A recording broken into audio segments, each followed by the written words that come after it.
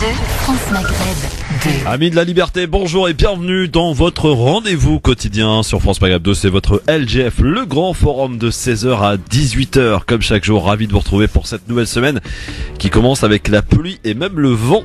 Eh oui, c'est pas bon pour les brushings, messieurs, dames. En tout cas, prudence, évidemment, parce que, évidemment, il pleut pas mal, depuis cet après-midi. J'espère que vous avez bien profité de ce soleil d'hier. Redouane Moumine est avec nous. Bonjour, Redouane. Bonjour à tous. Salut Christophe. Comment ça va, Redouane? Bon, ça va pas mal. Enfin, il y a juste ce temps horrible Oui, c'est clair. qui nous parcourt dans le dos toute la journée. Ah ouais, puis là, le vent, il est chaud. Rude. Ah oui, il est rude. Allez, jusqu'à 18h, donc c'est parti. Alors Redouane, on va parler de quoi avec toi? Un avis tranché, extrêmement tranchant sur un sujet qui est revenu dans l'actualité pour cause, parce que il y a eu un sondage qui est sorti, je crois, la semaine dernière ou la semaine d'avant, Oui. concernant la théorie du complot, et apparemment 8 Français sur 10, qui est quand même pas mal, seraient adeptes de la théorie du complot, allant même d'ailleurs dire chez certains que la Terre était plate. Vous vous rendez compte? C'est allé un peu loin, mais je pense pas que ce soit 80% quand même, Non, quand même des pas. gens. Ouais. Donc on va en parler avec Exactement. Donc en fait, ce que j'aimerais faire, si tu me l'autorises, Christophe, c'est le titre un peu provocateur d'ailleurs. Voilà, ce serait une chronique en fait sur plusieurs avis tranchés, donc qui se ferait de semaine après semaine. Les auditeurs comme ça auront envie d'écouter la suite. Et pour la première partie de cette réflexion sur les théories du complot, je l'ai intitulée Ben Laden n'est pas mort, il bronze à Hawaï. Ouais, alors là tu vas en faire réagir pas mal, je pense. Coup de cœur. C'est fait pour. On va parler des frigos solidaires. Eh ben non. Eh ben J'avais non. prévu d'en parler, mais on en parlera la semaine prochaine parce qu'aujourd'hui se lance un nouveau média indépendant. Ah oui. Le premier média audiovisuel du pays, Ouais. qui est directement financé par son audimat, qui s'appelle Le Média TV. Et ça démarre ce soir à 20h et Exactement. c'est la France Insoumise qui est derrière. Oui, Ah bah oui. mais il y a quand même pas mal de sbires de Benoît Hamon également derrière. Ah, et j'ai même vu d'ailleurs qu'il y avait une ancienne journaliste du Figaro. Non, c'est un journaliste, c'est Éric de Bono. Ah, Éric de Bono, voilà. Exact. Un ancien journaliste du Figaro. Il y a même Noël Mamère. Et Noël Mamère, évidemment. Noël Mamère qui présentait déjà le JT à la fin des années 80. France 2, Antenne 2, ouais. Oui, et à qui a couvert la marche pour l'égalité et contre le racisme. en Exactement. 83. Donc voilà. Et puis premier ce soir journal donc sur cette chaîne qui s'appelle Le Média. C'est à 20h ce soir et ils nous ont promis, ces journalistes, qu'ils ne seraient pas à la solde de Jean-Luc Mélenchon. Voilà. On espère. On espère en tout cas que ce média va garder son indépendance, quoi qu'il en soit. Voici le programme pour aujourd'hui, votre émission du LGF. Là pareil, l'indépendance est garantie à son maximum. La langue de bois n'y est pas pratiquée, comme vous pouvez le constater avec vous, chers amis auditeurs. Pour intervenir, 01 40 33 9000. Soyez les bienvenus, bonne semaine. Le grand forum avec Christophe Roux sur France Maghreb 2. Au programme de ce grand forum, alors que la Cour pénale internationale envisage d'enquêter sur Israël pour des crimes de guerre lors des bombardements massifs de 2014 à Gaza, qui ont tué, je vous le rappelle, plus de 2100 Palestiniens, dont plus de 500 enfants, mais également sur l'expansion de ces colonies, l'État hébreu a décidé de contre-attaquer. À l'occasion du 7e anniversaire de la révolution tunisienne, la population a manifesté pendant plusieurs jours son mécontentement, aussi bien politiquement, économiquement, le pays stagne. La Tunisie arrivera-t-elle à retrouver son statut de modèle dans bien des domaines? C'est la question qu'on se posera tout à l'heure. Lors de la campagne du candidat Emmanuel Macron, l'Institut Montaigne, très proche de celui qui est devenu président, avait évoqué une série de mesures concernant l'islam, souvent contraires à la loi de 1905, quand cette dernière faisait des recommandations peu laïques à Macron. La question LGF, Syrie, les forces démocratiques syriennes FDS vont contrôler les frontières avec la coalition internationale menée par les États-Unis. La Turquie, qui considère les FDS comme une menace terroriste, s'agace de cette décision. La Turquie est-elle la grande perdante dans le conflit syrien selon vous? Vous répondez sur Facebook, France Maghreb 2, ainsi que sur Twitter, LGF officiel. Et enfin, et pour terminer tout à l'heure, Libertad, vous aurez la parole en toute liberté en fin d'émission au 01 40 33 9000. Merci d'être avec nous en direct. C'est votre LGF, votre rendez-vous quotidien évidemment, tous les jours entre 16h et 18h. On est là, messieurs, dames. Amis de la liberté, vous êtes les bienvenus. En direct jusqu'à 18h avec Redouane Moumine qui est avec nous en ce lundi, avec vous, chers amis auditeurs, au 01 40 33 9000 pour répondre à cette question du jour que l'on vous pose, bien sûr, par rapport au conflit syrien qui a pris quand même une certaine tournure au cours de ces derniers jours. On va en parler d'ailleurs en détail avec toi, Redouane. Ouais. Sur le fait de la Turquie. Donc le fait de la Turquie. Pourquoi je pose cette question? Parce que en fait, on a appris donc que justement ce fameux groupe, le groupe que l'on surnomme donc les Forces démocratiques syriennes, FDS, qui vont contrôler donc les frontières avec la coalition internationale menée, vous le savez, par les États-Unis. La Turquie, qui considère les FDS comme une menace terroriste, s'agace donc de cette décision. Et la question est toute trouvée. Est-ce que finalement la Turquie n'est pas la grande perdante dans ce conflit syrien? On va peut-être rappeler d'abord ce que sont les FDS, Redouane.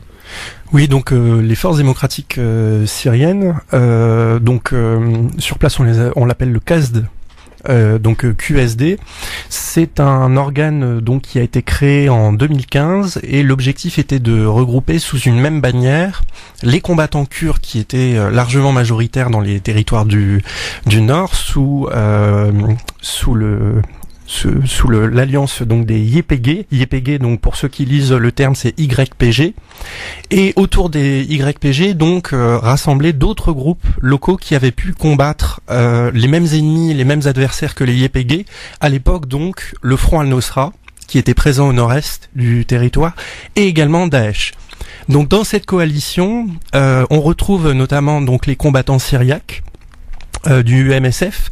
On retrouve quelques groupes de combattants arabes, dont certains étaient des anciens affiliés à l'armée syrienne de libération, comme par exemple Jaish al-Souar. Et donc tous ces groupes, au début c'était une alliance relativement fragile parce qu'il y avait des difficultés pour avoir de la confiance en fait. Et la plupart des petits groupes qui gravitaient autour des Kurdes avaient peur donc d'être satellisés et de ne plus avoir d'influence sur les combats locaux. Finalement, l'alliance a tenu le coup. Et fin 2016, elle a pris un nouveau nom qui était donc l'armée de la fédération, terme que très peu de gens utilisent finalement. Ça reste toujours les forces démocratiques chrétiennes, c'est comme ça qu'on préfère les nommer. Beaucoup de spécialistes ont l'habitude de différencier les Kurdes du reste des combattants des forces démocratiques syriennes. Pourtant, ils ont un état-major commun et leurs actions, notamment contre Daesh, ont toujours été conjointes. Alors, est-ce que la Turquie finalement, qui s'agace bien sûr de la présence des FDS donc pour contrôler les frontières aux côtés de la coalition internationale, est-ce que finalement, au regard de tout ce qui se passe, de tout ce qui s'est passé depuis 2011, les différentes stratégies de chacun, et la Turquie n'est pas en reste pour le coup, est-ce que finalement il apparaît que la Turquie est la grande perdante dans ce conflit? Alors, pour savoir si la Turquie est gagnante ou perdante, il faut déjà revenir sur ses propres buts de guerre. Pourquoi elle s'est engagée politiquement puis militairement dans le conflit syrien, et quels étaient ses objectifs? Et est-ce que ces objectifs ont changé en cours de route? En 2011, quand le conflit commence, la Turquie s'engage par la voie diplomatique en faveur d'abord des manifestants opposés au régime de Bachar el-Assad, et ensuite en direction en faveur des rebelles. Mais il faut savoir qu'à l'époque, la logique géopolitique de la Turquie est très particulière. Personnellement, j'ai eu la chance d'assister à une conférence de Davutoglu, qui était le ministre des Affaires étrangères à l'époque, et il nous avait dit l'objectif de la Turquie, c'est l'objectif zéro. Zéro, c'est zéro problème avec le voisinage. L'objectif était une neutralité constante de la Turquie à l'égard de son voisinage, donc se rapprocher petit à petit, régler les différends avec la Grèce, garder toujours de bons termes avec Israël, et surtout garder une forme de neutralité militaire à l'encontre des conflits qui pouvaient se passer autour d'elle. Puis, en 2012, il y a un virage qui va se prolonger dans l'année 2013, où la Turquie décide de s'engager davantage dans le conflit syrien. À l'époque, de nombreuses raisons sont évoquées, le désir par exemple de prendre un leadership sunnite dans la région, et donc de permettre la naissance d'une république sunnite, islamiste ou non, en remplacement du régime de Bachar el-Assad, et notamment le souhait d'assurer le fait que les Arabes sunnites prennent le contrôle de la Syrie pour pouvoir garder la mainmise sur les territoires kurdes du Nord.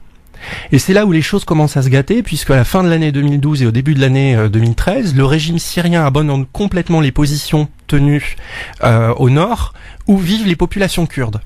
Et donc, ces populations kurdes commencent à vivre en autonomie, à s'autogérer et à s'auto-organiser, notamment militairement. Et là, c'est le début des complications diplomatiques pour Davutoglu, ministre des Affaires étrangères, et évidemment Recep Tayyip Erdogan. De 2013 jusqu'à 2016, comme nous le savons, l'attitude extrêmement ambiguë de la Turquie laisse songeur sur ses objectifs de guerre, c'est-à-dire elle laisse ses frontières complètement ouvertes à tout un tas de groupes djihadistes étrangers qui viennent faire la guerre, le djihad en Syrie, donc Daesh, mais également le parti du Turkestan. On a des Ouzbeks, des Ouïghours, etc., des Malaisiens qui sont passés par la Turquie. La Turquie ferme les yeux sur le passage de tous ces combattants dans l'objectif de participer à la déstabilisation du conflit. Probablement qu'il y a eu une diplomatie de couloir qui s'est opérée à l'époque et que la Turquie s'est rendu compte que le régime de Bachar el-Assad devenait une menace pour ses propres intérêts. Et en 2013, des tensions internes reprennent à l'intérieur du pays entre le gouvernement de Erdogan et le PKK. Et là, ça déclenche la machine, c'est-à-dire que le regain du conflit, alors qu'on était en tentative de reprise de liens diplomatiques entre les Kurdes et le régime de Erdogan, tout tombe à l'eau. Le PKK relance la guérilla. Et à partir de ce moment-là, Erdogan sait que le destin de la Syrie et surtout de la Syrie du Nord va conditionner la survie du PKK dans le sud-est. Et donc son objectif, ça va être de déstabiliser au maximum les Syriens du Nord pour empêcher qu'ils puissent devenir une armée de réserve, en tout cas une base arrière pour le PKK. Et c'est comme ça que la Syrie a souhaité s'engager. Je parle peut-être un peu trop, excuse-moi. Non, il faut apporter les explications pour comprendre et après ensuite voter, bien sûr, et répondre à la question. Et alors donc, ces objectifs de guerre étaient à ce moment-là faire en sorte que les Kurdes ne puissent pas s'auto-organiser et constituer une région autonome dans le nord de la Syrie. Et donc elle a favorisé au maximum Daesh, il faut le dire. Elle a laissé Daesh se balader comme c'est pas permis à ses frontières. On a des photos où on voit des combattants de Daesh faire circuler des camionnettes et des caravanes à la frontière turque avec des centaines et des centaines de kilos d'engrais pour fabriquer des voitures suicides. Donc il y a eu quand même des éléments assez probants de cette coopération. Donc quand certains disent que la Turquie a été un pays facilitateur et a laissé ses frontières ouvertes pour que les terroristes puissent passer tranquillement, c'est vrai alors? Ah oui, totalement, et ça a été prouvé par 2 journalistes du journal turc Cumhuriyet, et ces 2 journalistes ont réussi à prouver que, on va dire, des personnes informelles dans l'État turc ont participé à la livraison d'armes pour Jabhat el-Nosra à l'époque. Et évidemment, ces 2 journalistes ont été arrêtés, condamnés. Alors, c'était la peine de mort commuée en prison à vie pour tentative de déstabilisation de l'État. Ouais. Alors, la Turquie est-elle la grande perdante selon toi, Redouane? Non, parce que la Turquie s'est rendu compte justement qu'elle perd des pieds en 2015 puis en 2016. Elle s'est rendu compte non seulement qu'elle n'arriverait pas à se débarrasser des Kurdes du Nord, mais également que les Russes avaient pris le relais, et à partir du moment où les Russes s'étaient implantés directement, le visage du conflit allait complètement changer et Bachar el-Assad allait reprendre la main. Et donc, elle s'est rendue compte qu'elle devait négocier avec l'Iran et avec les Russes, et donc elle a tout fait pour créer un trio, qui est le trio de Astana, de la conférence de paix d'Astana, pour toujours rester un pied dans les négociations et pouvoir participer à la résolution du conflit. Donc elle n'a pas tout perdu, parce qu'elle a toujours un pied dans les négociations, ça c'est la première chose. Et la deuxième, elle a réussi à empêcher l'unification de tous les territoires kurdes grâce à son intervention armée, donc qui est arrivée il y a 1 an et demi. Et à la suite de cette intervention armée, elle a annexé le territoire au nord de la Syrie, et elle a fait venir s'installer des populations turkmènes pour que donc la région puisse rester turque et être annexée. Voici les résultats de la question du jour. Donc sur Facebook, vous êtes 70% à avoir pensé que la Turquie est la grande perdante dans ce conflit syrien. Et là, on parle bien de géostratégie, géopolitique, etc. Et sur Twitter, vous êtes 40% à penser que oui seulement, donc que la Turquie est la grande perdante. Vous voyez, encore une fois, au travers de 2 réseaux sociaux, eh bien, vous avez des résultats différents qui apparaissent. Donc 40% de oui sur Twitter, 70% de oui sur Facebook. Sofiane Larkdari qui est avec nous, qui est aussi un éminent spécialiste de la région. Bonsoir Sofiane. Bonsoir Sofiane. Bonsoir Redouane. Bonsoir tout le monde. Alors, je te pose la question de but en blanc. Est-ce que, avant de te demander si tu partages ou pas l'avis de Redouane, qui vient d'être exposé il y a quelques instants, est-ce que pour toi, la Turquie est la grande perdante? Bah oui, bien sûr, la grande perdante, et en même temps, elle a contribué absolument à tout faire, pardon, excusez-moi, je me suis garé. Juste pour la Turquie, Christophe, moi personnellement, je vois qu'elle est la grande perdante de ce conflit, parce que en vérité, ce qu'a omis de dire ou oublié de dire Redouane, c'est la tentative de la Turquie de renaître en vérité l'Empire ottoman et le leadership sur toute la région, non seulement sur le leadership sunnite.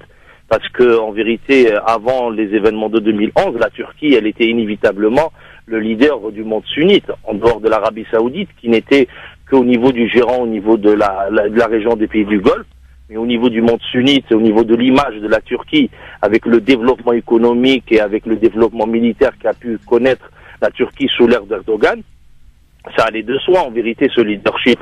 Sauf que la Turquie, ce qu'a oublié de dire Redouane en 2011, lorsqu'elle a voulu régler le problème politiquement, elle a demandé à Bachar el-Assad d'intégrer les frères musulmans, qui ont été longtemps en conflit avec le régime alawite ou l'empire alawite avec le père de le Bachar el-Assad, Hafez el-Assad. Et les alawites à l'époque, ils avaient un conflit direct avec les frères musulmans, avec les affaires de Hama, etc. et la mort de plusieurs milliers de personnes. Mais juste pour dire que l'Empire ottoman, Erdogan, avait une vision d'hégémonie totale dans la région, avec un partage avec Israël, et de pousser l'Iran dans ses gérances, c'est-à-dire le containment, que la politique a été adoptée par les Américains sur la Chine. Il voulait la faire avec l'Iran et de la menacer comme étant l'empire sunnite face à l'empire chiite, et du coup l'Iran allait directement retourner vers son gérant. Et ça allait vraiment dans une vision. Quand on voit par exemple la Turquie qui a contribué également à la chute de entre 25 000 et 30 000. On a perdu Sofiane. Sofiane, on est en train de te perdre là. Sofiane. Sofiane. Bon, apparemment on est en train de le perdre, l'ami Sofiane. Je sais pas, il doit être dans un rayon où il capte pas. Donc Redouane, par rapport à ce que dit Sofiane. C'est bon, Sofiane. Oui, on t'avait perdu. Ah, désolé. Donc, oui, je demandais juste à Redouane. Termine, Sofiane. Je répondrai après. Moi, personnellement, je dis que c'est le grand perdant. T'as parlé, Redouane, d'une conférence d'Ahmed Daoudoglu, l'ancien Premier ministre et l'ancien ministre des Affaires étrangères, le père de la diplomatie turque en vérité, c'est un ancien professeur d'université. Il faut dire qu'il faut rappeler le livre d'Ahmed Daoudoglu qui était arrivé à une équation il mettait un point d'interrogation à sa fin, c'est-à-dire c'est devoir répondre à une équation qui était inévitable à la Turquie, et on y arrive aujourd'hui, disant que nous faisons partie d'une coalition, c'est-à-dire de l'OTAN, et qui va à l'encontre des peuples de la région, et à la Turquie de choisir, soit de continuer dans cette direction et de faire le travail de l'OTAN tout en contrepartie, il fallait être à l'encontre des intérêts des peuples de la région. Et cette équation, aujourd'hui on y arrive, et Recep Erdogan, je pense qu'il a énormément de pression sur lui afin de le pousser presque en une guerre directe avec la Syrie et la Russie. Et j'ai deux exemples après si on peut les citer, sur le travail qui est fait par certains hommes de l'ombre afin de pousser la Turquie vers une confrontation avec la Russie. Et Erdogan, aujourd'hui, il se retrouve vraiment dans une position très difficile et un choix très compliqué. Et là où il peut faire le choix, il aura des conséquences à l'intérieur même de la Turquie, alors que lui, il pensait épandre son territoire ou bien son influence. Redouane ? Mais par rapport à tout ce que t'as dit, Sofiane, il y a rien qui est en contradiction avec ce que j'ai dit. Simplement, il y a quelques éléments que j'ai pas abordés. Par contre, on n'est pas du tout d'accord sur la conclusion. Moi, je pense que c'est pas la grande perdante, pour d'autres raisons. La première chose, par rapport au néo-ottomanisme, Ouais. la logique du néo-ottomanisme, elle apparaît directement fin 2012, début 2013, pour plusieurs raisons. D'abord, il y a la première question qui est celle de l'adhésion à l'Union européenne. Jusqu'à la fin des années 2000, début des années 2010, la Turquie de Erdogan est persuadée qu'elle va pouvoir intégrer l'Union européenne. Et donc elle est dans une logique d'intégration vers son ouest. Et le virage, il se fait à partir du moment où il commence à se dire, finalement, ça n'arrivera jamais et nous n'en avons pas intérêt. Donc il y a une reconcentration de la politique étrangère vers l'Est et vers le Sud. Et la logique du néo-ottomanisme, je pense que Erdogan l'a toujours eu, simplement il n'avait pas les moyens politiquement de l'avoir parce qu'il n'avait pas tous les leviers et qu'à partir de 2013, il gagne en pouvoir, il gagne en levier constitutionnel, l'ancien président Gül s'apprête à partir et donc à ce moment-là, il lâche les chevaux sur la question syrienne et il s'engage pleinement à l'intérieur du conflit. On est d'accord là-dessus? Oui, non, moi je dirais que le néo-ottomanisme il était dans la tête de Recep Erdogan dès le départ, il faut pas le nier. Ah oui, mais simplement il n'avait pas les moyens de le mettre en place. Il avait la pointe parce qu'il avait le Qatar qui est une banque en vérité de tout le projet Erdogan et en même temps il avait une confrérie qui est la confrérie des frères musulmans. Il faut rappeler qu'au Maroc elle s'est installée avec Ben Kiran. En Tunisie, elle était arrivée au pouvoir à travers les urnes avec Abdel Ghannouchi. Et vous avez en Libye, ils ont installé. Vous aviez Morsi. Il restait que le levier syrien qui n'est pas tombé et qu'il a tout fait pour le faire tomber. Et rappelle-toi, Redouane, dès le départ en 2011, son objectif c'était de prier dans la mosquée des Omeyyades. Ah oui, complètement. Pas anodin, en gros. Complètement, alors, mais simplement, le projet néo-ottoman, il a été travaillé depuis l'arrivée d'Erdogan. Il a développé économiquement. Et pour dire que cette région qui était une zone de libre-échange 3 mois avant l'intervention ou après le printemps syrien si vous voulez, la région elle était dans une zone de libre-échange. L'économie turque elle était vraiment elle s'est développée d'une manière colossale, elle était très florissante, de 16e puissance mondiale. Complètement, mais simplement il y a un deuxième levier dont on n'a pas parlé qui était la confrérie Gülen. Les Gülenistes, qui avaient énormément de pouvoir. En allié avec Erdogan. Ah oui, ils étaient en alliés et après sont devenus en adversaires. Après la crise de la corruption. Après l'échec de le néo-ottomanisme. Après l'échec de néo-ottomanisme, c'est certain que Erdogan a tourné. Et même si tu peux revenir même en arrière, Erdogan était l'allié de Sheikh Erbakan. Oui. En Turquie. Mais il s'est retourné contre Erbakan. Il était même le maire de la ville d'Istanbul avec la liste de Sheikh Erbakan, et après il s'est retourné contre lui. C'est-à-dire il y a des alliances et de contre-alliances, de circonstances, c'est clair. Non, mais ce qu'il y a, c'est que Erdogan, très clairement, Erdogan n'avait pas les moyens de défier Gülen à la fin des années 2000 parce que la confrérie guleniste avait beaucoup trop de pouvoir, notamment dans le monde judiciaire et dans le monde policier, et que donc Erdogan n'avait pas les moyens de risquer une déstabilisation de l'étranger sans que ça lui retombe dessus à l'intérieur. Ensuite, quand la confrontation se fait avec les confréries gulenistes et qu'il commence à faire une épuration de l'intérieur, après il a plus vraiment d'opposants. Et à partir du moment où il arrive à accéder à la présidence, Davutoglu passe Premier ministre et il installe dans le système constitutionnel tous ses alliés, notamment des membres de la mafia reconnus, à partir de là, il peut prendre le risque de se lancer dans une politique étrangère ambitieuse parce que même s'il y a des risques, il arrivera à contrôler la contestation à l'intérieur, même s'il y a eu les problèmes de la place Taksim en 2013 qui l'ont affaibli. Et la tentative de coup d'État qui a été... Et la tentative de coup d'État, évidemment. Ah oui, on se souvient des images de Erdogan en train avec son téléphone portable en train de parler à son peuple. C'était assez impressionnant. Impressionnant, ouais. Là où je ne suis pas d'accord avec toi pour dire que c'est la grande perdante, elle a gagné dans le sens où ce qui s'est passé à la fin des années 2015, au moment où les Kurdes de Syrie étaient trop faibles, cette guerre avec les milices du sud de la Turquie, qui étaient même pas le PKK, c'était des espèces de milices auto-organisées qui se sont soulevées dans les villes de Sirnak, Silopi, Ahmed, Diyarbakir, etc. Il a rasé les villes, il a bombardé, il a chassé les populations. Maintenant, ce sont des zones mortes, des no man's land. Et ces zones-là, qu'est-ce qui est en train de se passer en ce moment? Il est en train d'y installer des réfugiés syriens. Il est en train d'y relocaliser des réfugiés syriens et il a même évoqué il y a 6 mois la possibilité de naturaliser ces Syriens.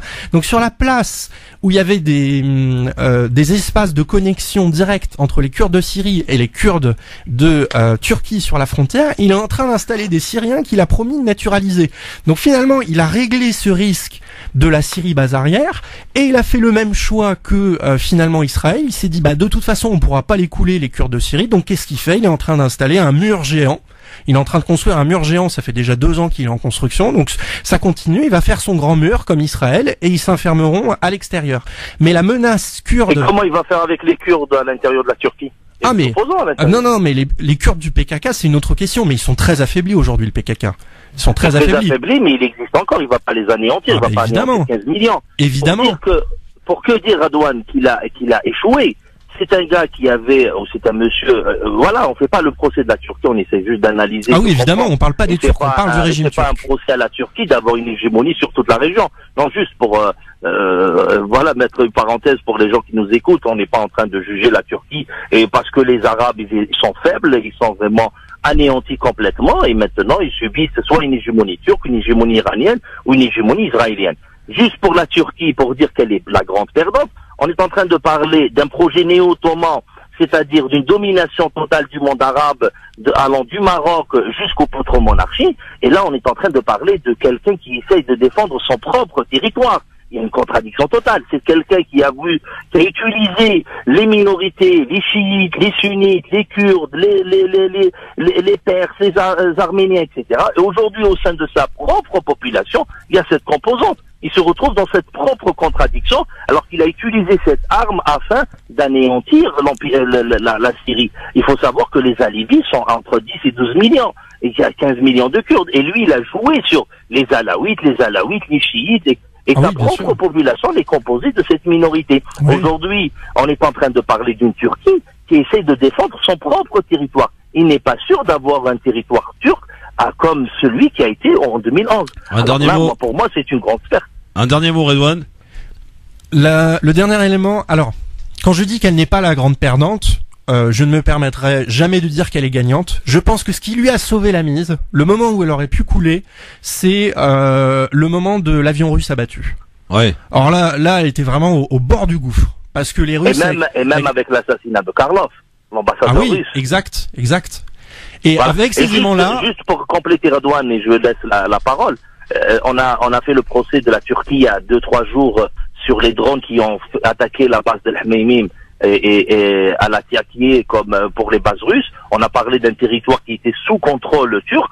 Il faut rappeler que jeudi ou vendredi, le président Poutine a dédouané la Turquie d'Erdogan. Il a bien dit que la Turquie n'avait rien à voir, que les drones, ils ont décollé d'une ville ou d'un petit village qui était sous contrôle de Harar al-Sham, une organisation en vérité entre les mains des Britanniques, et il a bien précisé que les gens qui étaient derrière l'assassinat de Karlov étaient derrière cette attaque de drone, et il faut rappeler qu'ils ont été anéantis complètement avec la coopération des services turcs des Hamaïtis de Darkan. Sofiane, merci beaucoup. Voilà.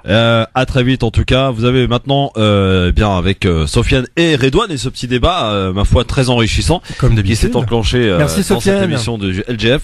Bien, la possibilité de voter et de vous faire votre propre opinion. Facebook France Maghreb 2, Twitter LGF officiel. La Turquie est-elle la grande perdante dans ce conflit syrien? On est de retour très vite avec on va s'attaquer à la CPI Israël qui contre-attaque. À tout de suite. France Maghreb 2, France Maghreb 2. Merci d'être avec nous en direct sur France Maghreb 2. Alors là, franchement, vous avez eu des explications, j'allais dire, de poids pour le coup, pour essayer de comprendre les enjeux par rapport à la question que l'on vous pose aujourd'hui, par rapport au fait que la Turquie, est-elle la grande perdante dans le conflit syrien? C'est la question qu'on vous pose. Je rappelle, vous êtes 70% à penser que oui, c'est la grande perdante sur Facebook, 40% de oui sur Twitter. Vous continuez de voter sur France Maghreb 2 sur Facebook, ainsi que sur Twitter LGF officiel, c'est bien cela. Et justement, vous qui êtes peut-être à proximité de votre Facebook, branchez-vous puisque vous allez pouvoir voir en vidéo maintenant l'avis tranché de notre ami Redouane Moumi. Jingle, c'est parti. 5, 4,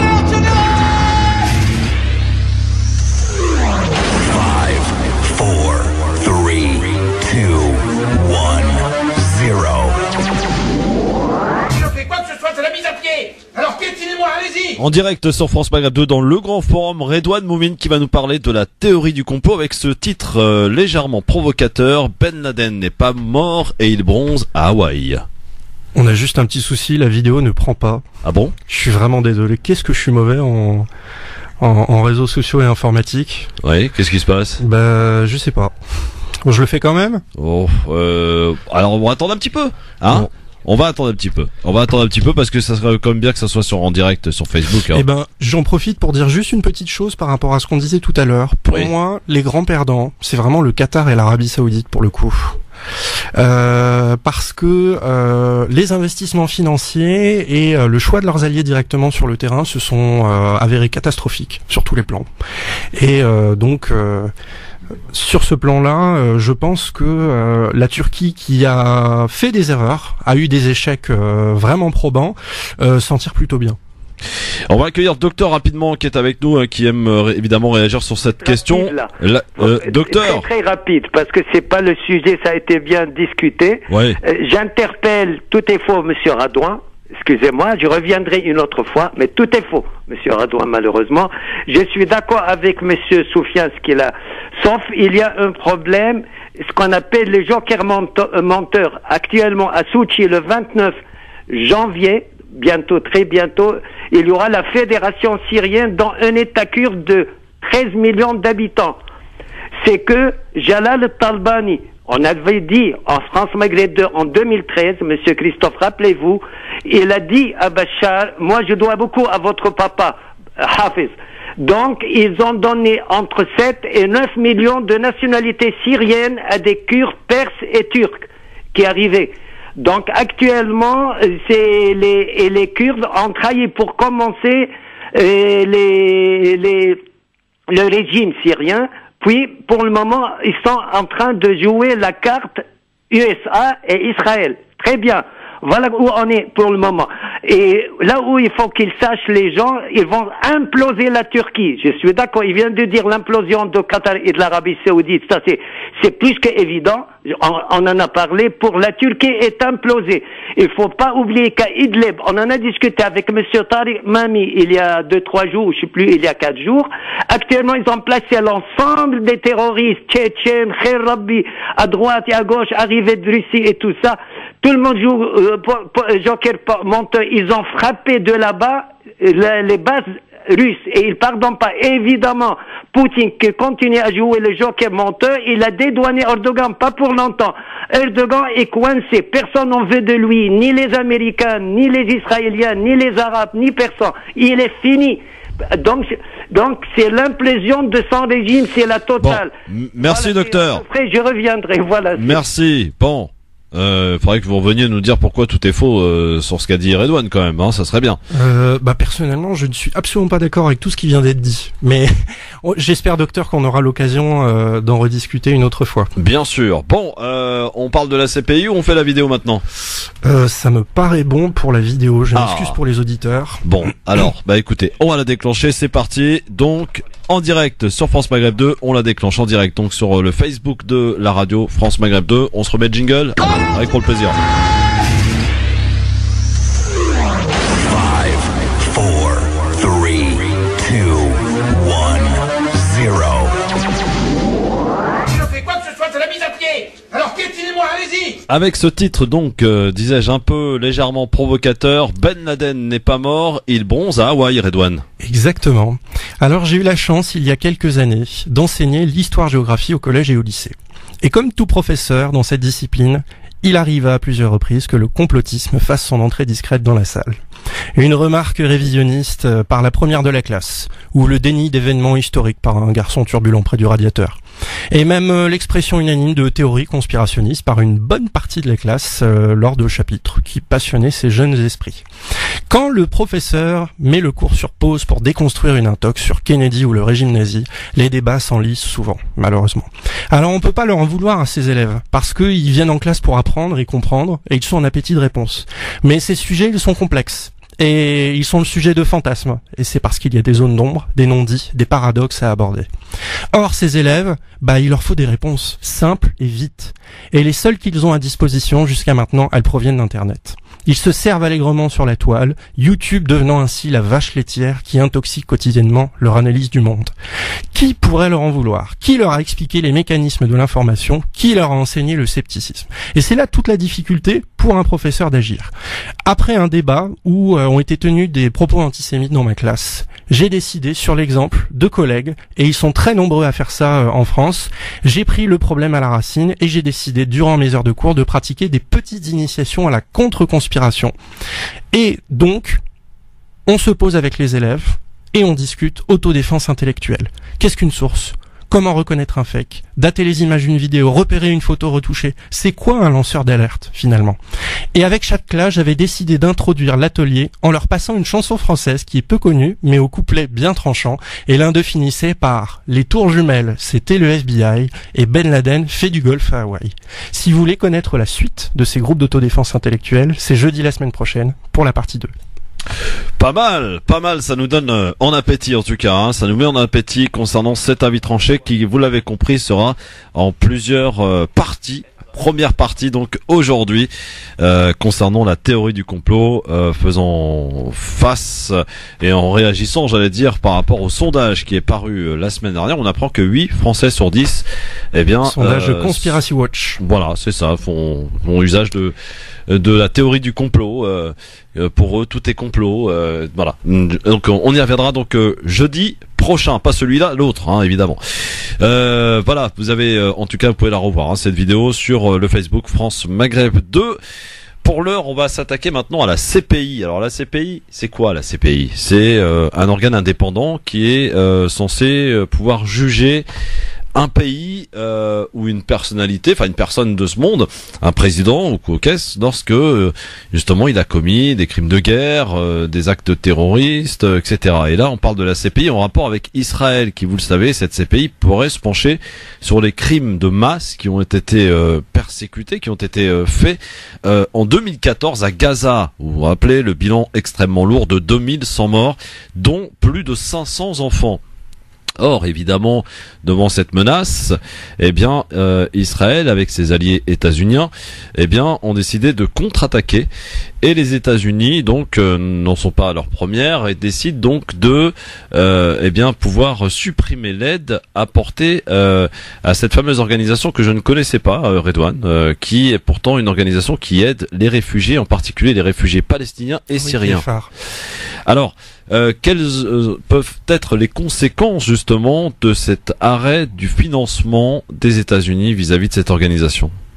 Une catastrophe. Une catastrophe puisque donc le financement des Américains dans l'UNRWA, c'est à peu près 300 millions de dollars, ce qui correspond à un tiers, à peu près 30% du budget de l'UNRWA. Alors l'UNRWA concrètement c'est quoi? L'UNRWA donc a été inventé directement comme organe de l'ONU pour venir en aide aux réfugiés palestiniens qui étaient dans les camps, et notamment pour régler les crises qui pouvaient subvenir entre les populations palestiniennes exilées et les populations locales donc dans leurs pays respectifs. L'UNRWA a beaucoup contribué à la crise a beaucoup contribué pour la crise syrienne et l'aide aux réfugiés, et notamment c'est l'UNRWA qui a permis de sauver la crise migratoire qui était en train de s'opérer au Liban en 2012-2013. Beaucoup d'argent est arrivé et a permis notamment d'équiper les ONG locales qui étaient déjà sur place et faisaient un travail formidable, ont aidé à recenser les personnes qui s'exilaient et à écrire en fait l'histoire de chacune des personnes qui étaient réfugiées, qu'elles soient entre guillemets en faveur du régime de Bachar el-Assad ou contre le régime de Bachar el-Assad. Il y a eu des réfugiés de tous les camps politiques. L'UNRWA a permis à ces gens soit de se réinsérer en termes de logement ou trouver un emploi directement dans les pays où ils étaient accueillis, soit trouver une autre solution, un départ pourquoi pas vers l'Europe, vers les États-Unis ou dans d'autres pays qui acceptaient d'accueillir certains réfugiés. L'UNRWA, c'est aujourd'hui, on va dire, la dernière ligne de défense pour ces camps de réfugiés syriens. On rappelle quand même qu'il y a 2,5 millions de réfugiés syriens en Turquie. C'est la dernière ligne de protection pour eux. Aujourd'hui, la plupart des États, à commencer par l'État turc, ont abandonné le financement pour de nombreuses raisons de ces camps et des aides pour les réfugiés. Et l'UNRWA est vraiment le dernier élément qui permet de garder un lien et de garder une organisation, un contact entre des institutions, qu'elles soient internationales ou nationales, et directement les réfugiés sur place.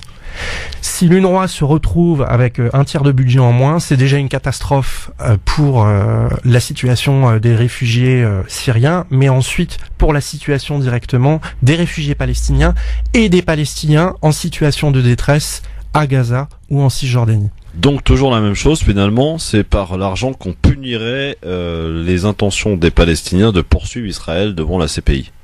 Oui, c'est toujours cette espèce de chantage abusif dont les États-Unis ont l'habitude de pratiquer.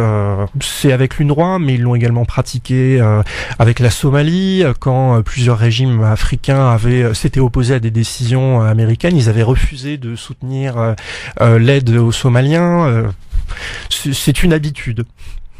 Vos avis évidemment nous intéressent au 01 40 33 9000 avant de partir en Tunisie parce que il y a eu, vous le savez depuis maintenant une semaine, de nombreux Tunisiens dans les rues des différentes villes. On a été jusqu'à enregistrer 12 gouvernorats sur les 24, des manifestations parfois violentes avec de la casse.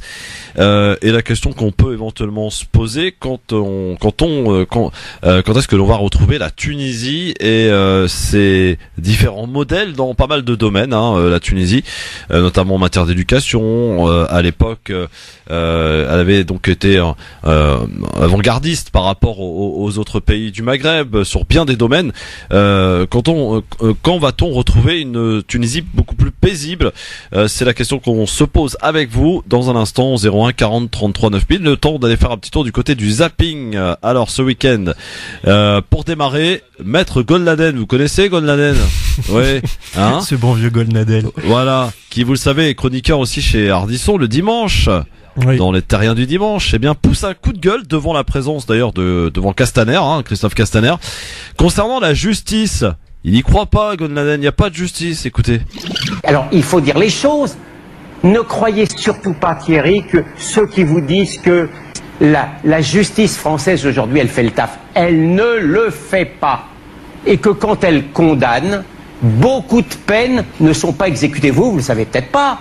Mais les voyous à capuche, ceux qui lattent en disant wesh, les flics français, ils le savent beaucoup mieux que vous. La réalité, elle est là. Et il ne faut pas se la cacher. Et la dernière réalité que je veux dire, parce qu'il ne faut pas se cacher derrière son petit doigt, la question qu'on se pose, est-ce que le visage de la policière lattée, est-ce qu'il vaut moins que le Théo? Est-ce qu'il vaut moins? Donc, la réalité aussi, et moi je la pose, je n'ai peur de rien, est-ce qu'il ne faut pas, une bonne fois pour toutes, questionner le racisme anti-blanc, le racisme anti-femme, le racisme anti-flic qui existe dans ces quartiers qui ne sont plus tout à fait les nôtres? Je voyais un sourire accroché à ta face, mon cher Redouane. Ouais, non, je pense qu'il a consommé trop de Haribo, parce que le racisme anti-femme, déjà, c'est passionnant comme concept. C'est habituel chez William Golnadel. Ce qui est affligeant, c'est que c'est quand même un avocat à la base. Donc qu'un avocat qui a quand même, qui pratique, qui va régulièrement au parquet, puisse prononcer des choses pareilles, moi ça m'afflige. Bon, sinon dans N'est pas couché samedi soir de Laurent Ruquier, donc il y avait parmi les invités, l'invité politique, c'était Benoît Hamon qui s'en est pris pour le coup à Manuel Valls. Écoutez. Je veux dire, l'héritage religieux, le rôle des religions, en disant restez à votre place. Mais qui peut-être le nie maintenant. Mais non, mais je ne le crois pas. Et je pense qu'aujourd'hui, il y a des combats politiques qui instrumentalisent cette question. Et je pense que Manuel Valls, aujourd'hui, instrumentalise cette question. C'est là-dessus qu'aujourd'hui, il prend à partie à peu près tout le monde, y compris le président de la République, dernièrement, Emmanuel Macron, en lui reprochant de ses positions. Oui, je pense aujourd'hui que Manuel Valls, sur ces questions-là, comme beaucoup d'autres, a dérivé, qu'il a abandonné la question sociale et qu'il a fait de la question de l'islam en soi la question centrale du débat politique. Je récuse que cela soit la question centrale. Ce qui ne veut pas dire que les questions... qu'il a un aveuglement sur cette question-là et vous un aveuglement sur les autres questions. Justement, parce que j'essaie de comporter les radicaux en 1905. Il y a un très joli... je veux dire, comment vous dire ça il y a un très joli proverbe indien qui dit « Le monde semble bien sombre quand on a les yeux fermés ». Je pense que Manuel Valls a les yeux fermés. Manuel Valls a les yeux fermés, selon Benoît Hamon, Redouane. C'était courageux de sa part, parce que sur On n'est pas couché, les deux chroniqueurs habituels sont quand même très effectivement proches de Valls. pour ne pas donner d'autres termes. Après, je pense que il a raison. Il y a une monomanie de la part d'une gauche réactionnaire qui désormais elle a un nom. Elle s'appelle toujours Shirley avec un hashtag. Elle a eu sa réunion de propagande. Donc c'était au Folies Bergère, oui, c'est ça, la semaine dernière. Et tout le Gotha était invité. Et donc les loups sont sortis du bois. Ils ont un nom. Ils ont une identité, ils ont un visage. C'est une gauche réactionnaire, c'est une gauche qui a décidé de prendre des positions qui ne seront ni dans la nuance ni dans la recherche de conciliation. Et oui, effectivement, j'adhère totalement à ce que dit Benoît Hamon. Que dire d'autre ? Bah écoutez, le débat de la laïcité ne sera pas réglé sous le premier mandat d'Emmanuel Macron, parce qu'il y en aura sans doute un deuxième vu comme c'est parti. Ouais. Peut-être sur le second. Peut-être sur le second. Le vrai problème, c'est que tant qu'on ne fera pas prendre le débat par la base, on ne pourra jamais discuter, parce que finalement le fond du problème de la laïcité, c'est qu'est-ce qui est public et qu'est-ce qui est privé. Le reste, c'est soit de la confrontation communautaire, je parle aussi de communauté laïcarde, soit on est dans la confrontation communautaire, soit on est dans la stigmatisation de certains groupes de population dans la société. La vraie question, c'est qu'est-ce qui est public, qu'est-ce qui est privé, et après comment on règle les choses calmement. Très bien. Alors, on termine ce zapping avec les tractations qui se poursuivent à gauche. On y reste justement pour le poste de premier secrétaire du Parti Socialiste. Une nouvelle candidature annoncée ce matin dans Le Parisien. C'est Delphine Batho. Ils étaient déjà 4 hier à s'être déclarés, mais un homme a affirmé qu'il y pensait sérieusement à cette candidature. C'est une figure connue du Parti Socialiste, Julien Drey, et son constat est bien qu'aujourd'hui rien ne va plus au PS et qu'il faut urgemment le rénover. Écoutez Julien Drey. C'est un message à l'égard de toutes les militantes et les militants du Parti Socialiste. Le linge sale, ça se lave en famille. Et je suis inquiet par déjà la tournure que les choses prennent. Je lis les choses sur Internet. Et j'ai l'impression que quand on est un socialiste, désormais, le jeu, c'est de taper encore plus fort sur le socialiste avec lequel on n'est pas d'accord. Moins vous êtes nombreux, plus vous vous tapez dessus. Voilà, c'est ce que l'on appelle la groupuscularisation. Et c'est ça qu'il faut éviter. Donc, soyons raisonnables, responsables, parce que les dissensions d'aujourd'hui ne doivent pas fabriquer les frondeurs de demain. Julien Drey, donc sur conseiller régional d'Île-de-France, c'est possible, futur candidat au poste de premier secrétaire du PS, et qui déjà s'inquiète de l'arrivée de frondeurs, et s'exprimait sur BFM TV hier, Redouane. Bon casting là pour le coup, Julien Drey, le Baron Noir. Batho. Le Baron Noir, Julien Drey, ouais, qui travaillait déjà dans l'ombre de François Mitterrand en 84 et a poussé à la création de SOS Racisme. Bah, c'est un briscard. C'est un briscard et personnellement, je comprends pas ce qu'il attend là de la politique. Personnellement, parce qu'il a tout raté ces dernières années. Là, il a planté dans le dos Benoît Hamon au moment de l'élection. Il avait soutenu jusqu'au bout François Hollande en croyant éperdument que François Hollande allait se représenter. Il a tout raté là. Il a tout raté, donc qu'est-ce qu'il espère reconstruire, qu'est-ce qu'il espère rétablir dans sa famille politique, je ne sais pas. Bon, on part maintenant en Tunisie, messieurs, dames. Un petit peu en retard sur le planning, mais on y va avec vos appels au 01 40 33 9000. Loin, très loin des scènes de liesse d'il y a 7 ans en Tunisie. L'anniversaire de la révolution a été morose. Hier, des centaines de personnes ont défilé dans le calme à Tunis et dans les provinces du pays, pas pour applaudir le souvenir de la fuite de Zine el Abidine Ben Ali, mais pour réclamer la fin des mesures d'austérité. Des manifestations qui durent depuis, vous le savez, plus d'une semaine dans le pays. Des slogans de 2011 font donc leur apparition, sont de retour. Travail, liberté, dignité nationale, car 7 ans après la révolution, les 10 gouvernements plus tard, les promesses n'ont pas été tenues. 600 000 personnes sont au chômage en Tunisie, sachez-le, mais en ce 14 janvier, pas de mobilisation massive enregistrée malgré l'amertume et l'inquiétude. Face à la grogne sociale, le président tunisien a annoncé samedi un certain nombre de mesures, dont l'augmentation des allocations sociales. Son plan prévoit aussi que l'État puisse se porter garant pour les familles revenus instables qui ont besoin d'obtenir un prêt auprès de la banque pour se loger. Des mesures insuffisantes pour cette professeure d'université et militante du syndicat UGTT en Tunisie. Écoutez. Décide d'augmenter 30 dinars pour les salariés pour le SMIC. 30 dinars, c'est-à-dire moins que 10 euros pour chaque travailleur. Au lieu d'inaugurer des points de travail, quelque chose où on peut avoir un salaire digne, il inaugure une maison pour les jeunes. Les jeunes ne trouveraient rien que jouer aux cartes ou prendre un café dans une maison de jeunes. Donc les mesures proposées par le président, pour le moment, elles ne sont pas suffisantes? Ne sont pas suffisantes, nullement, elles sont nulles. Parce qu'il n'y a pas de propositions courageuses. Il aurait dû inaugurer une usine, par exemple, où les gens trouveraient du travail, du boulot. On a besoin de la culture, mais on a aussi, et avant tout, on a besoin de pain. Les gens ne trouvent plus de quoi manger. On leur offre la culture. Nous sommes pour la culture, mais nous sommes avant tout pour le pain aussi.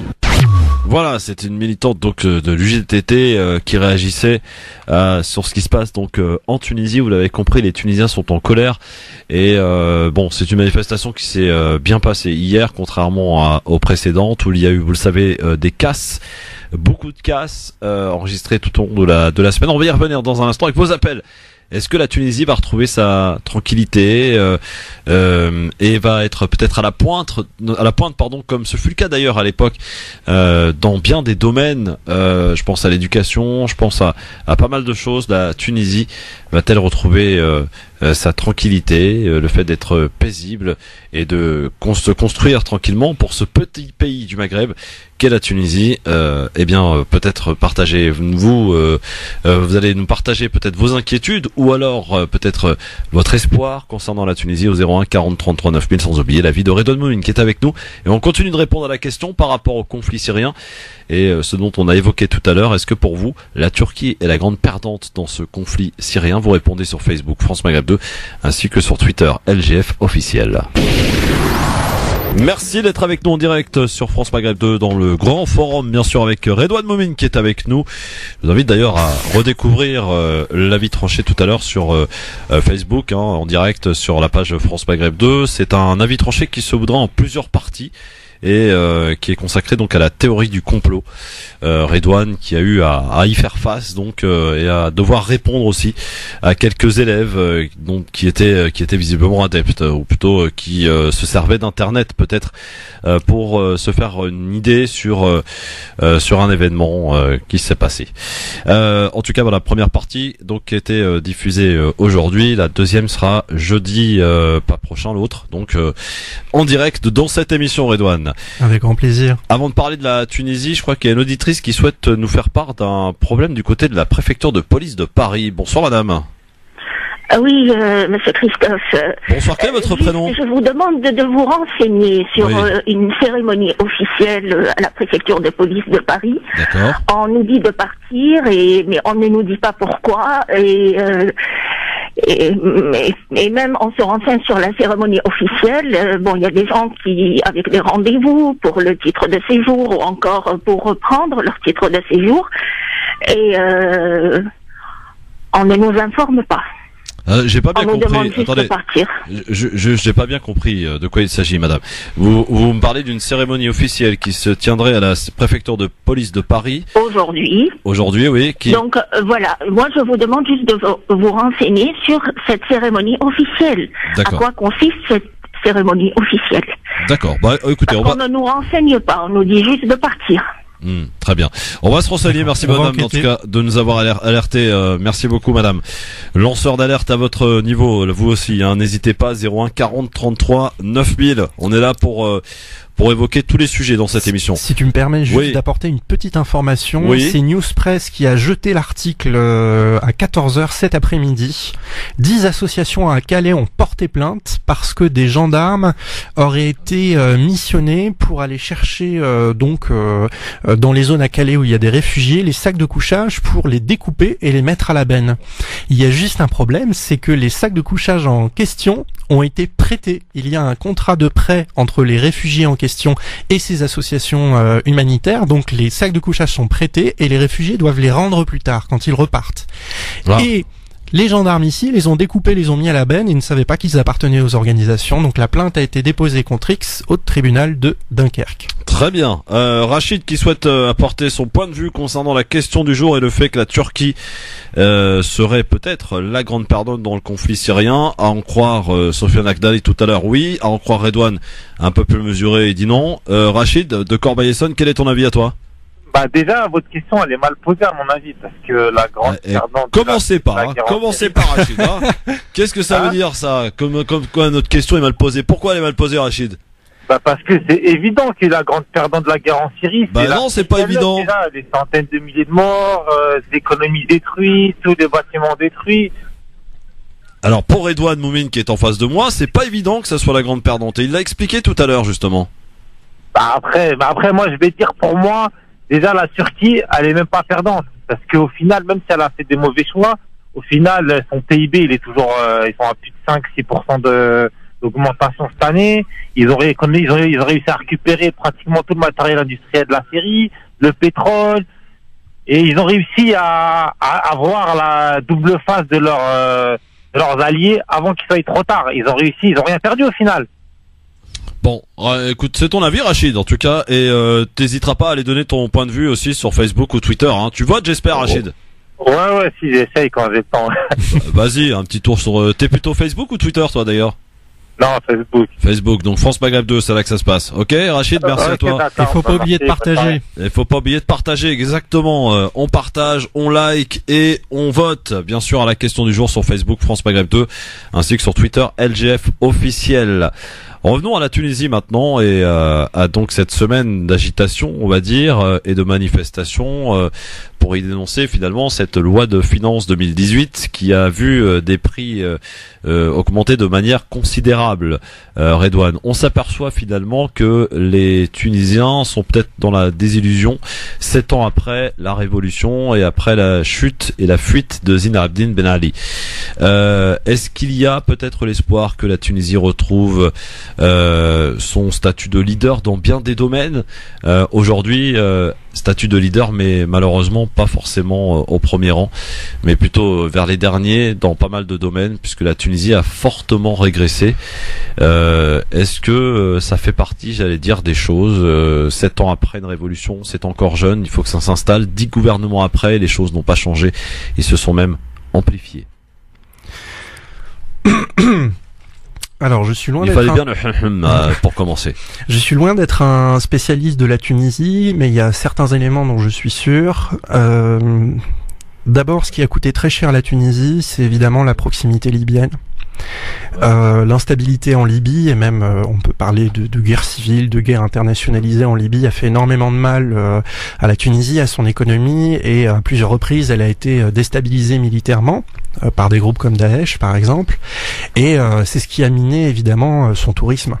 Et l'effondrement du tourisme en Tunisie, si on veut parmi les baromètres de l'économie tunisienne se faire une idée très très rapidement, on va sur n'importe quelle agence de voyage et on regarde les prix des chambres d'hôtel dans les hôtels de la côte, Djerba, etc. tunisiens, et on voit qu'il y a eu un effondrement des prix depuis l'attentat du Bardo. Ça, c'est la première chose. Et la deuxième, c'est qu'on a un peu le même... ah oui, il y a eu l'attentat à Sousse, ouais. Évidemment. Sur la plage. J'allais l'oublier, qui a été effroyable. Ouais. Qui ont complètement miné ce tourisme européen qui venait à moindre coût. Et... après, en termes de politique industrielle, personnellement, je ne connais pas bien la Tunisie, mais je dirais, pour ce qui est de son statut de leader, que il faut bien se rappeler quelles ont été les motivations qui ont conduit au 14 janvier, au départ de Zayn El Abidine, et quelles ont été les conséquences. C'est-à-dire que les gens sont quand même partis manifester au début par colère à cause du prix du pain et du manque de farine, de sucre, etc. Et qu'au final, excusez-moi chers auditeurs, et au final, ils se sont retrouvés débarrassés de leur despote, a décidé de lancer une assemblée constitutionnelle, être à l'avant-garde de la réflexion constitutionnelle, mais également en termes de justice transitionnelle en Afrique. Et sur ce plan-là, sur le plan des droits humains et de l'évolution des droits civiques, la Tunisie a eu énormément d'avancées. Je pense que ces avancées ont été une grande respiration pour la société civile, notamment les médias tunisiens, c'est évident. Mais après, malheureusement, les changements des droits civiques ne changent pas forcément les problèmes de la corruption révolution. L'arrivée de Nahda au pouvoir avait constitué un très grand espoir pour un grand nombre de Tunisiens et malheureusement ils n'ont pas été capables de faire certaines réformes structurelles vitales et en ce sens économiquement aujourd'hui c'est la grande difficulté. Mais ce qu'on ne doit pas oublier pour la Tunisie, c'est que par exemple les responsables tunisiens qui sont des citoyens tunisiens lambda qui ont participé à l'Assemblée constitutionnelle, aujourd'hui ils sont invités dans toute l'Afrique, dans des colloques. L'Assemblée constituante.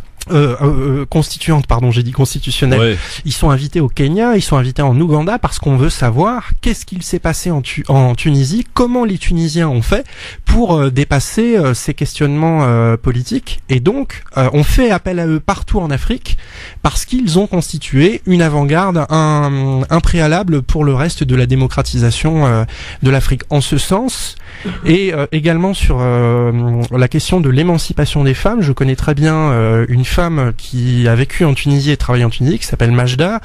Majida, je t'embrasse si tu nous écoutes.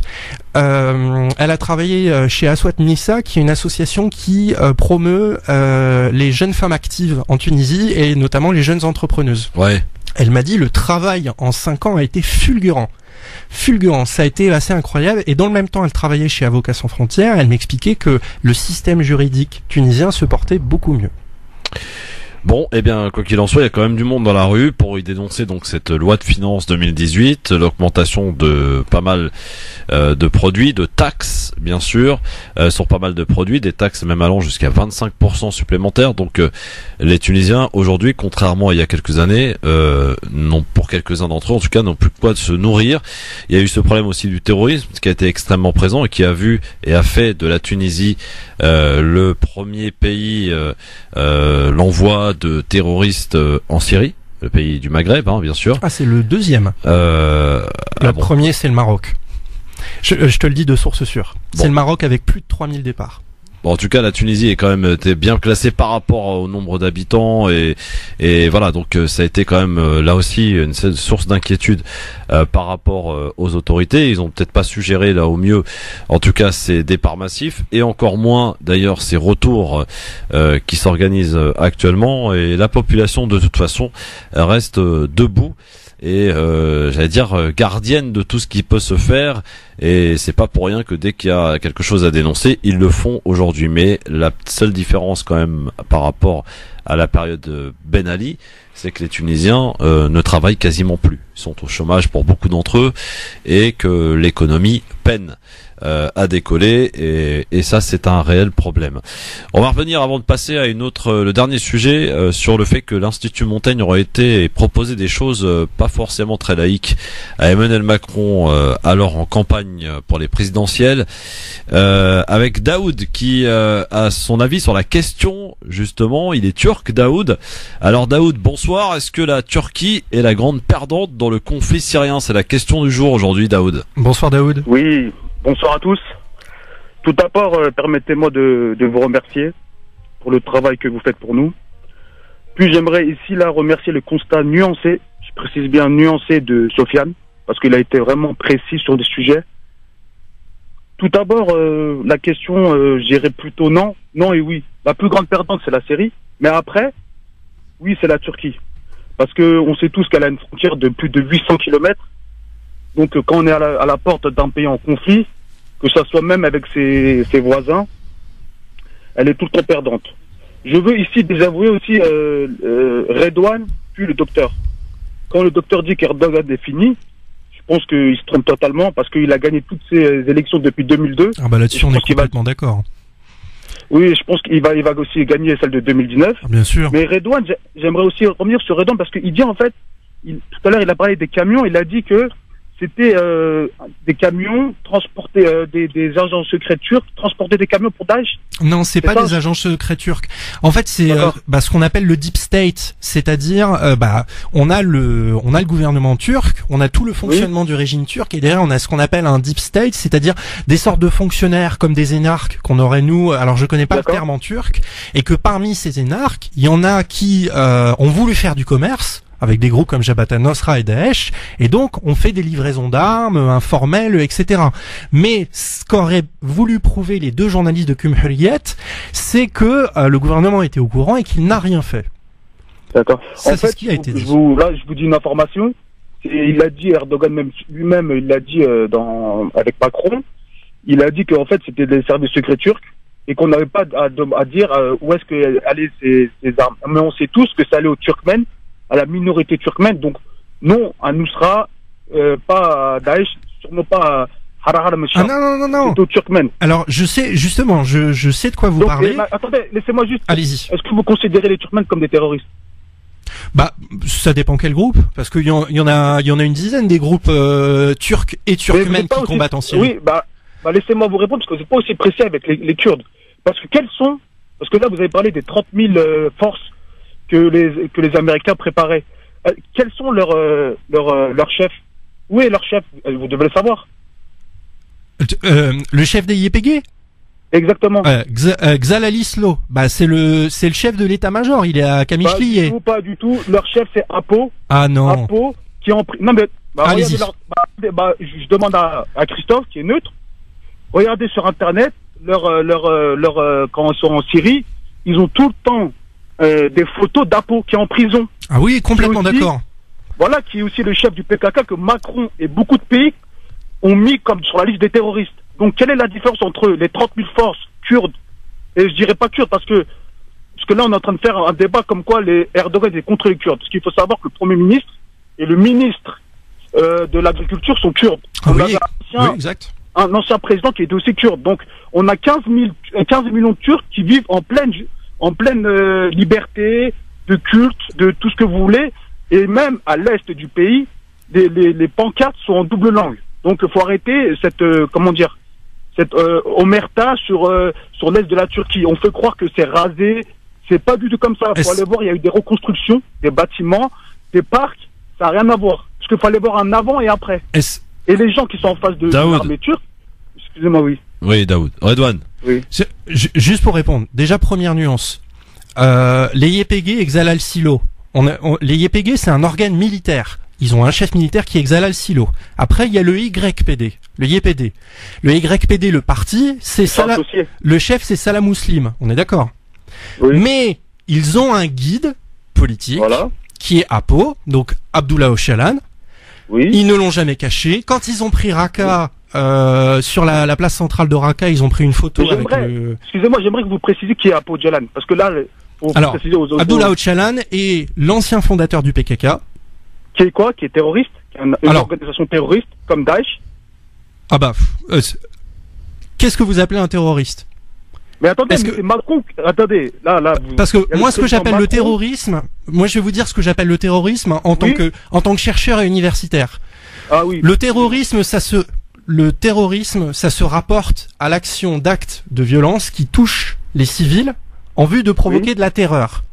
D'accord. Donc, Daesh est une organisation internationale qui utilise des actions terroristes. Le PKK, en tant que parti, je ne parle pas du HPG, je parle du PKK en tant que parti, à ma connaissance, n'a jamais fait aucun attentat contre des civils. Ou alors l'attentat de 84. Après le HPG, qui sont planqués dans les montagnes à Kandil en Irak, donc qui est l'organe militaire rattaché au PKK, fait régulièrement des attentats, mais ces attentats visent des convois militaires, des bases militaires. Et en 2016 ? Mais à l'inverse, les faucons du Kurdistan qui se sont séparés du PKK. Alors certains disent qu'ils sont encore avec le PKK, d'autres disent non, ils ne sont plus avec le PKK. Eux, par contre, mènent des actions terroristes. Ils ont fait sauter les bus de civils à Ankara. C'était en 2015, si je me trompe pas. Ils ont commis plusieurs attentats, l'affaire de l'avion à Istanbul, etc. Là, pour moi, on a des attentats à visée terroriste. Parce que ça touche des civils. Fait, la vie humaine d'un policier et d'un civil, c'est pas pareil. Ah non, mais un policier, il fait partie de la vie civile. Un militaire... Donc, ceux qui ont fait les terroristes du Charlie Hebdo, donc à moitié c'était bon. Donc à moitié c'était les policiers, donc vous dites n'importe quoi. Mais pas du tout. Le policier fait partie de la... Laissez-moi finir, monsieur l'universitaire. Et je vais vous dire quelque chose, parce que là, vous trompez. Depuis 1984, il y a eu plus de 30 000 morts. Est-ce que vous savez combien de civils? Ah, il y a eu beaucoup de civils, oui. 6 000 civils. Alors comment vous dites que le PKK n'est pas terroriste? Excusez-moi. Pardonnez-moi, comment osez-vous dire ça? Alors, dites-moi, les Houthis, par exemple, les Houthis et le gouvernement yéménite. Je ne mélange pas. Moi, est-ce que le, est-ce que les Houthis au Yémen, qui sont responsables de morts civiles, mais dans le cadre d'un conflit conventionnel, c'est-à-dire chacun a des armes et se tire dessus, c'est-à-dire on n'attaque pas directement des civils pour semer de la terreur, c'est un conflit conventionnel. Et en ce sens, le PKK et le HPG sont un mouvement de guérilla. Et un mouvement de guérilla, c'est un mouvement qui mène en tant que guérilla. Monsieur, arrêtez de jouer sur les mots. Non, je joue pas sur les mots. C'est le bras armé du PKK, tout le monde le sait. Mais bien sûr que c'est le bras armé du PKK, évidemment. Et alors, oui, mais attendez, moi, sur le Yémen, j'ai pas trop de sources. Je peux pas parler. Mais c'est comme dire que depuis 1984, il y a eu plus de 30 000 morts. Et dans ces 30 000 morts, il y a eu 6 000 soldats et 6 000 civils. Comment pouvez-vous dire que ce n'est pas une organisation terroriste? Expliquez-moi ça, je comprends pas. Universitaire, vous avez dit? C'est ça que je m'apprête à vous dire. Les Houthis, par exemple, au Yémen, c'est un mouvement. Non, mais mélangez pas les Houthis. Non, je vous explique en système de comparaison. En système de comparaison. Si, parce qu'on compare sur des sujets réels, là, que je vous dis. Ah, parce que les Houthis, c'est pas un sujet réel? Non, mais c'est réel, mais c'est pas mon sujet, moi. Moi, justement, je veux vous montrer par la comparaison des Houthis où je veux en venir par rapport au PKK. C'est que les Houthis, est-ce que vous me laissez parler? Je vous laisse, allez-y. Les Houthis au Yémen ont tué des civils. Mais ils n'ont pas fait des attentats en vue de provoquer une terreur contre des civils. Ils ont tué des civils dans le cadre de dommages. Excusez-moi, je vous interromps. Vous m'avez pas laissé parler.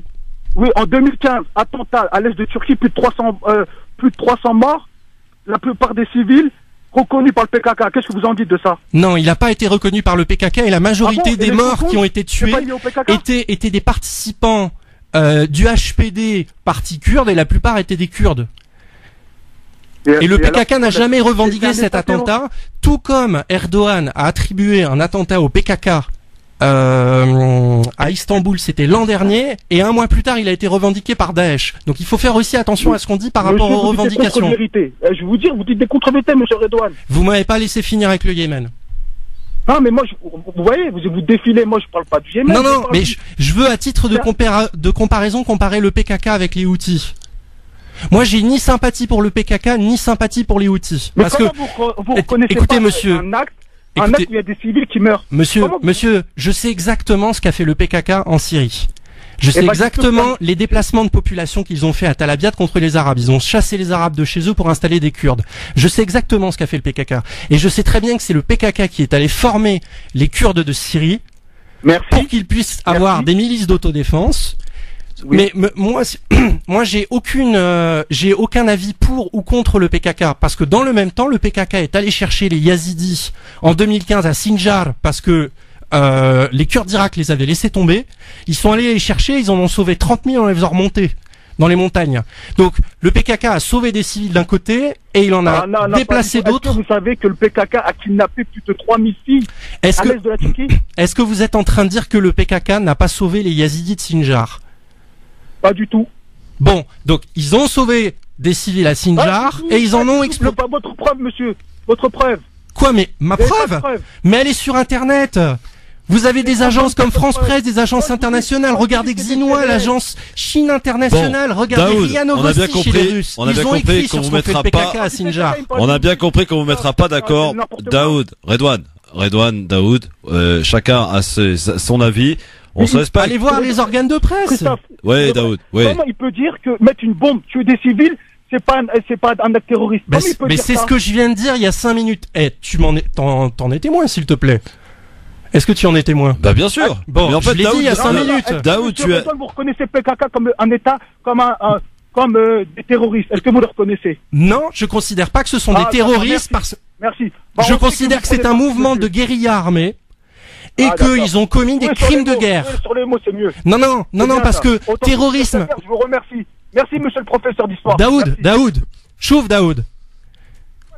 Daoud. Moi, je vous parle correctement. Non, écoutez-moi. Écoutez-moi. Écoutez-moi, s'il vous plaît. Voilà, je vous écoute, vous et moi. Faites la différence entre les crimes de guerre et le terrorisme. D'accord. Le PKK, objectivement, pratique des crimes de guerre, pas du terrorisme. Et c'est là toute la différence. J'essaie de rester courtois parce que je suis l'émission de Christophe depuis longtemps, je l'apprécie. c'est quelqu'un qui reste tout le temps neutre. D'accord? Faut pas le mettre faut pas essayer de le rentrer quelque part où il veut pas rentrer. Mais vous rentrez nulle part, Daoud. Daoud, vous êtes pas d'accord. On aura l'occasion d'en reparler de toute façon. Ne t'inquiète pas, Daoud. Mais voilà, Redouane a fait une nuance que vous avez du mal à saisir, et je pense que pour autant vous seriez d'accord avec lui, parce que la nuance est importante, parce que c'est vrai qu'on a tendance à jouer un petit peu avec les mots. Le terme de terrorisme, mais le PKK, en termes de droit international, déjà n'existe pas. Le PKK était bien à l'origine de beaucoup d'attentats. Ah oui, énormément, voilà. mais là il a encore pratiqué des attentats, il a fait sauter des casernes de militaires, il en fait régulièrement dans le sud-est de la Turquie. Oui. Mais c'est considéré comme des attaques conventionnelles dans le cadre d'une guérilla armée. C'est comme par exemple avec le cas en Colombie des FARC. Oui, les FARC ont produit de la guérilla armée contre les militaires, et à un moment donné, ils ont commis des attentats et pratiqué du terrorisme en assassinant des civils dans le but de provoquer de la terreur. C'est pour ça quand on parle de terrorisme d'État, le terrorisme d'État, c'est quand un État fomente des attentats ou des actions violentes contre des civils pour provoquer la terreur. Il faut pas confondre les crimes de guerre. Or, on est obligé de parler de crimes de guerre ou de combats conventionnels quand c'est contre une armée. Quand c'est contre des civils, on parle de combat illégal et donc de terrorisme. Bon. Et juste pour finir la comparaison avec les Houthis. Les Houthis ont tué des civils. Ils ont tué des civils qui étaient contre eux, et ils ont aussi tué des civils par dommage collatéral dans les bombardements qu'ils ont faits contre les forces de Hadi, etc. Est-ce qu'on peut dire les Houthis du Yémen sont des terroristes? Mais ils n'ont pas l'obligeance d'une organisation terroriste, ce qu'on appelle une organisation terroriste, parce que leur objectif n'est pas de faire sous-tendre des actes contre les civils. Eux, leur objectif est militaire. Et en ce sens, c'est un mouvement de guérilla. Ils veulent faire tomber un régime, tomber un État. Dans un instant, coup de cœur de Redouane, c'est par rapport à un média, et puis j'essaierai de vous dire quand même avant Libertad ce que je voulais évoquer avec vous concernant donc les propositions de l'Institut Montaigne à Emmanuel Macron. À l'époque, il était en campagne donc pour les présidentielles, même pas tout à fait d'ailleurs, parce qu'il était encore ministre apparemment quand ces mails sont arrivés. France Maghreb 2, France Maghreb 2. LGF, le grand forum. Alors pour ce qui est d'Emmanuel Macron et des propositions de l'Institut Montaigne, je vous renvoie vers l'article Muslim Post qui est paru je crois vendredi dernier ou dans la semaine dernière. Excellent article qui relaie un petit peu tout ce que l'Institut Montaigne a proposé à l'époque à Emmanuel Macron. Tout ça découle évidemment, vous vous souvenez du Macron Like qui avait découvert, donc on avait ainsi découvert beaucoup de mails qui avaient été envoyés. Je crois qu'on parle de 71 000 mails qui ont été épluchés, et ainsi on a découvert donc pas mal de choses concernant donc les propositions de Hakim El Karoui, donc de l'Institut Montaigne. Redouane, on va passer maintenant rapidement à ton coup de cœur avant Libertad. France Maghreb 2, le coup de cœur. Un coup de cœur envers un média qui va ouvrir ses portes tout à l'heure à 20h. C'est très rapide, donc ça s'appelle Le Média TV. Alors à l'époque, il l'avait appelé Le Média Indépendant en octobre. Donc c'est une initiative qui a été prise par plusieurs personnalités du monde de la communication et du monde journalistique. Il faut le dire, qui sont proches de Jean-Luc Mélenchon et qui ont participé à la campagne de la France Insoumise. Donc au moment où ils ont appelé justement à créer ce fameux média audiovisuel, tout le monde s'est un peu méfié en se disant est-ce que ça va être un organe de propagande du front de gauche?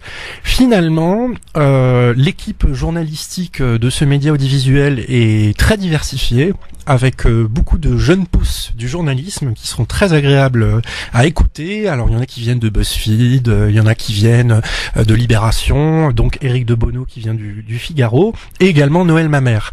C'est quoi l'objectif que s'est fixé le Média TV? C'est de proposer une information indépendante. Parce qu'aujourd'hui, malheureusement, 90% donc des médias audiovisuels sont possédés par 9 milliardaires. Et donc on a un vrai conflit d'intérêts qui se pose, c'est-à-dire quelle est la ligne politique et surtout quelle est la ligne médiatique de ces médias audiovisuels traditionnels que nous écoutons. Et là, ce média indépendant a décidé que les sujets traités dans ces journaux seraient choisis directement par ses auditeurs. Très bien. Donc c'est ce soir à 20h pour la ce soir première. 20h pour le premier journal télévisé. C'est parti pour Libertad. Ça va être court ce soir. 01 40 33 9000. Vous voulez bien nous appeler maintenant pour participer à l'émission, réagir à l'émission. Est-ce que vous avez entendu un coup de cœur, une réaction, un bonjour, bref, ce que vous voulez. 01 40 33 9000. Comme tous les soirs en fin d'émission, évidemment, on termine avec un peu de liberté, même beaucoup de liberté dans cette émission France Maghreb 2. Bonsoir. Oui, bonsoir Christophe. Bonsoir madame, quel est votre prénom? C'est Nora oui, de Nora. Paris. Qu'est-ce qui se passe, Et Nora? bonsoir à Redouane. Bonsoir. Oui, en fait, par rapport à la discussion qu'il avait avec le monsieur, j'ai tout à fait compris ce que Redouane a voulu dire. Voilà, c'est tout ce que je voulais. Par rapport au PKK et puis... C'est gentil, mais j'aurais peut-être dû parler du FPLP ou du Hezbollah pour expliquer. Le Hezbollah, par exemple, qui est considéré comme mouvement terroriste, a signé la charte du CICR. Ça veut dire que la Croix-Rouge a accepté de faire signer la charte du CICR au Hezbollah pour le faire reconnaître comme un mouvement de combat conventionnel. C'est-à-dire qui respecte les lois de la guerre. Ça, c'est du droit international. Du coup, techniquement, on ne peut pas dire que le Hezbollah est un mouvement terroriste. Parce qu'ils ont été désignés en droit international comme un mouvement conventionnel. Il faut faire appliquer le droit, et là, en ces termes, avec le PKK, on ne peut pas dire. Enfin, moi, je ne peux pas dire. C'est une armée structurée, quoi. Enfin, c'est un mouvement de guérilla structuré comme une armée. Voilà, donc on peut parler de crimes de guerre, mais pas de terrorisme. Oui, merci Nora, merci beaucoup, elle a bien compris en tout cas donc ce que voulait dire Redouane et Daoud évidemment qui a son avis et que l'on respecte bien sûr évidemment. Parce que chacun peut s'exprimer dans cette émission et les divergences peuvent apparaître. Un petit dernier, allô, bonsoir. Oui, bonsoir Christophe, salut. Salut Ali. Bonsoir. Bonjour Christophe et tous les auditeurs et ton invité. Je voulais parler rapidement là sur Daoud là, qui a appelé tout à l'heure. Oui. Je comprends qu'il soit patriote, etc. Mais toujours est-il que depuis 2011, la Turquie a été la tête de pont de l'OTAN pour déstabiliser la Syrie, à travers laquelle la frontière syro-turque de Turquie arrivaient tous les djihadistes pour aller s'infiltrer en Syrie et déstabiliser la Syrie. Nous le savons tous. Une très bonne journée, merci. Merci Ali, et sur cette intervention de Ali, on va vous souhaiter une excellente soirée. Bien sûr, mon cher ami Redouane, à très bientôt, à la semaine prochaine. C'était super comme d'habitude. La semaine prochaine pour la suite de la vie tranchée consacrée à la théorie du complot, bien sûr. Demain, avec Oussine. Demain, Oussine Ras et Enver de Santos. Mercredi, Nadir Kaya et également Nasser Lajili. Jeudi, Anan Zawani avec Majid Messaouden. Et vendredi, Tarek Mami et Nadia Lazouni. Ou plutôt Nadia Lazouni, puisque comme c'est une femme, on la fait toujours passer en premier. Merci d'être avec nous et d'écouter France Maghreb 2. Vous avez bien raison d'y rester, puisque la suite est plutôt sympathique avec l'excellent Medjalet qui arrive dans un instant. Il est 18h, pile, sur France Maghreb 2. Une excellente soirée, le rappel de l'actualité en ce lundi soir avec Marine Garrel. Bonsoir Marine.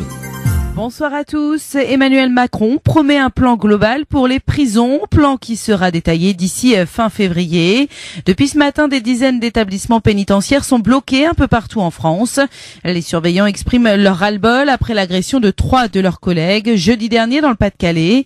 Agression commise par un détenu radicalisé. Le directeur de cette prison a démissionné ce matin. Emmanuel Macron qui doit se rendre demain à Calais pour défendre sa politique migratoire. 2 associations refusent de rencontrer le président. L'Auberge des migrants et Utopia 56 estiment que le chef d'État et son gouvernement sont porteurs d'une politique qu'ils désapprouvent et qui ont créé la situation calaisienne et qui l'aggraveront. La Haute Autorité pour la Transparence saisit la justice concernant la déclaration de patrimoine de l'ancien député des Yvelines, David Douillet. La Haute Autorité estime qu'il existe un doute sérieux quant à l'exhaustivité, l'exactitude et la sincérité de cette déclaration. L'ancien candidat à la primaire de la droite, Alain Juppé, annonce qu'il va prendre du recul vis-à-vis des Républicains dont il ne paiera pas la cotisation cette année. Et Météo France place la Corse du Sud et la Haute-Corse en vigilance orange en raison des vents violents. La nuit prochaine et demain matin, des rafales de l'ordre de 120 km/h sont attendues dans la région de Bastia et elles pourraient même atteindre 190 km/h au Cap Corse. Tennis, le Français Lucas Pouille, 18e mondial, éliminé d'entrée de jeu à l'Open d'Australie. Ça passe en revanche pour Jo-Wilfried Tsonga, Gilles Simon et Alizé Cornet. Chez les favoris, qualification de Rafael Nadal, élimination surprise de Venus Williams. Et puis en football, l'arbitre Tony Chaperon est suspendu jusqu'à nouvel ordre après avoir taclé un joueur hier lors du match Nantes-PSG. France Maghreb 2, service, info, musique, divertissement. France Maghreb 2.